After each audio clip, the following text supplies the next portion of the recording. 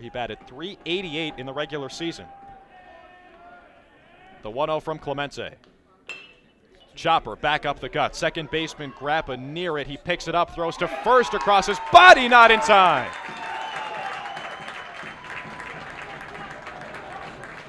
Decker legs it out on the infield single, and that's exactly how you want to start it off if you're Salisbury. Now batting, the second baseman, number 8, Will Gutekunst. I beg your pardon, it's not Grappa at second base. He was pinch hit for earlier in this game. Vincent Biordi, the man who nearly made the incredible play at second. Up next, Will Gutekunst. Big time moment. St. Joe's infield expecting a bunt, and that's what they get. No man's land. That's the perfectly executed bunt, but they get him in time as Clemente with the quick spin and throw over first base. But the sac bunt works to perfection. Gutekunst gets the job done. Runner in scoring position, one down for Salisbury. Bottom of the 10th inning, looking to hold serve as the number 2 seed and number 10 team in the country in this New York Regional. Matt Padway in next for the Seagulls against Nick Clemente. Runner at second, Jack Decker. First pitch, missed outside, ball 1.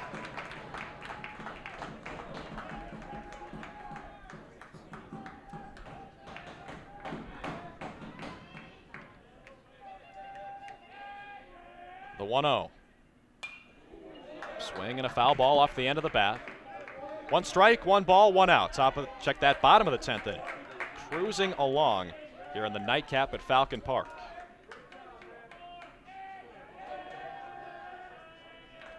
Clemente on the hill, came on in relief in that 9th inning. Look back at second base, no one there to cover the bag. That allows Decker to take a pretty sizable lead. Now the shortstop, Rucci, is there to play cop. And we'll get a pinch runner here.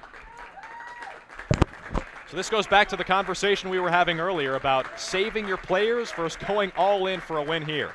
It's number 31, Joe Doherty, pinch running for Decker at second base.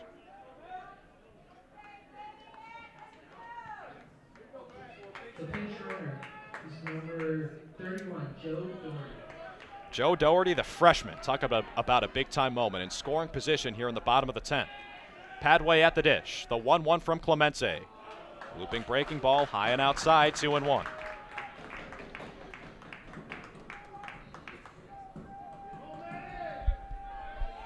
Padway on the day started out with a couple of base knocks. He's 0 for 2 since. A ground out and a line out in the 6th and the 8th. The 2-1 from Clemente. Padway takes, and it missed.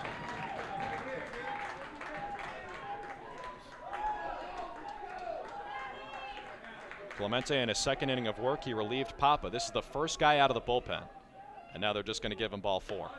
You might as well. This run does not matter. The run at second would be the game winner with Joe Doherty. Also sets up the double play with only 1 down here in the 10th inning. So I guess you could call that a half-intentional walk.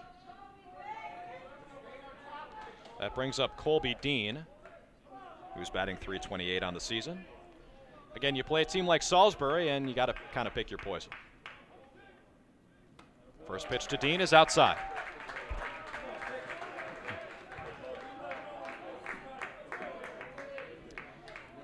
Clemente already above 20 pitches. 21 to be exact, only 7 strikes. Connor Reeves scoffs at that number. Here's the 1-0. Drops in there, 1-1.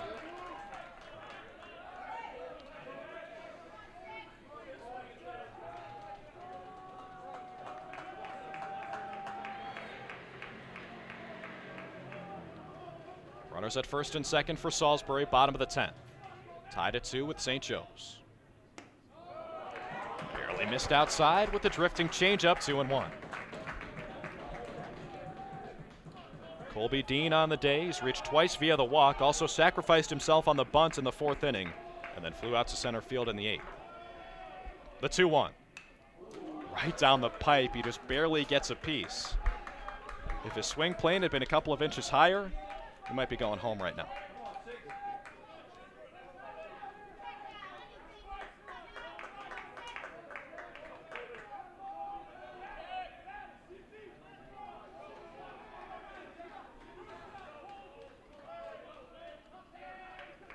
Two and two. Missed outside again, and another payoff pitch on the way.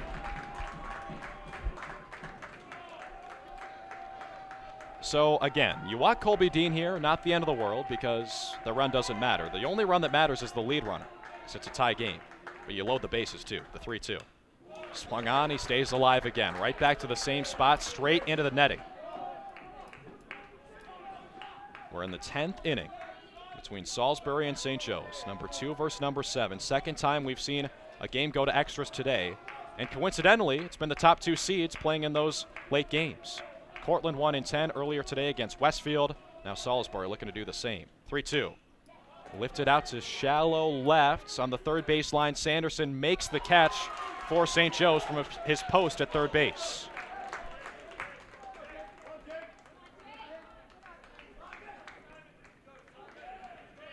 So a harmless F5 for Colby Dean.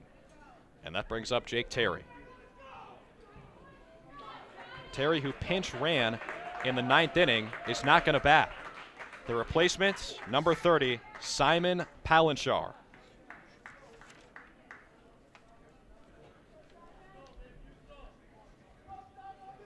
Palanchar, 6'5", 215 pounds, out of Salisbury, Maryland. The hometown kid, a chance to win this one in the 10th for the Seagulls.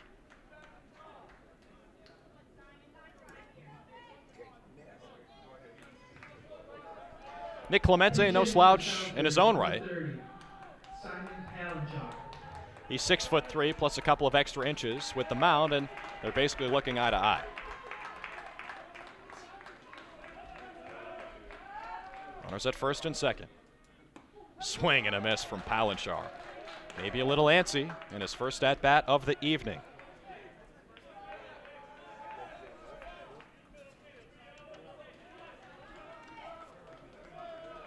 Palanchar, 296 on the season in 54 at-bats. That time a little more patient. He takes it on the outside edge, 1-1.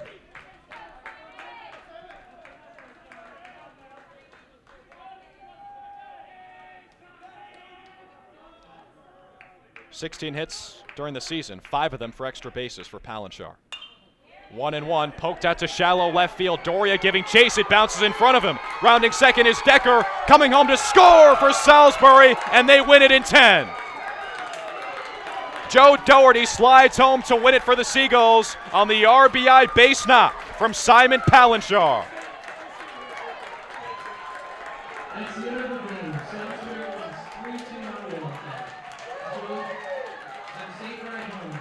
Connor Reeves sets it up with the absolute gem on the mound, going 10 full innings and allowing only 2 runs and striking out 10.